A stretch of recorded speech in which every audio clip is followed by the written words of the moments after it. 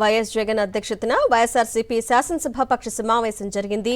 ఈ సమావేశానికి పార్టీ ఎమ్మెల్యేలు, ఎమ్మెల్సీలు హాజరయ్యారు. అసెంబ్లీ సమావేశాల్లో అనుసరించాల్సిన వ్యూహాలపై సభ్యులకు దిశానిర్దేశం చేశారు వైఎస్ జగన్.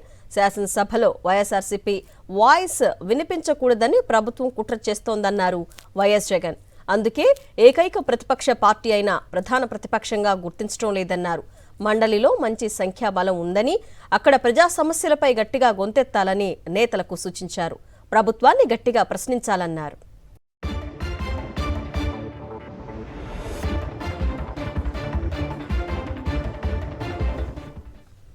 వైఎస్ జగన్ అధ్యక్షతన వైఎస్ఆర్సీపీ శాసనసభాపక్ష సమావేశం జరిగింది. ఈ సమావేశానికి పార్టీ ఎమ్మెల్యేలు, ఎమ్మెల్సీలు హాజరయ్యారు. అసెంబ్లీ సమావేశాల్లో అనుసరించాల్సిన వ్యూహాలపై సభ్యులకు దిశానిర్దేశం చేశారు వైఎస్ జగన్. శాసనసభలో వైఎస్ఆర్సీపీ వాయిస్ వినిపించకూడదని ప్రభుత్వం కుట్ర చేస్తోందన్నారు వైఎస్ జగన్.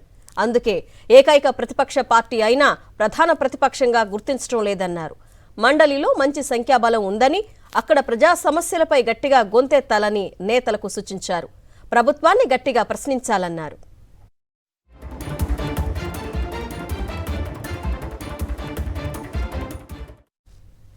లడ్డూ ప్రసాదం విషయంలో చంద్రబాబు ఒక అబద్ధాన్ని సృష్టించి దానికి రెక్కలు కట్టారన్నారు జగన్.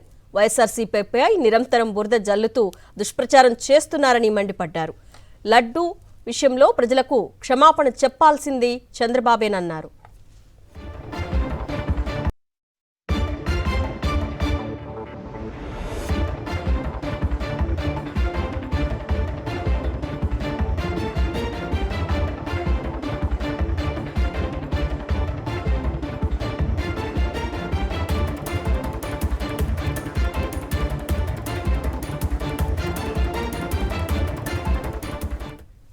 లడ్డూ ప్రసాదం విషయంలో చంద్రబాబు ఒక అబద్ధాన్ని సృష్టించి దానికి రెక్కలు కట్టారన్నారు జగన్.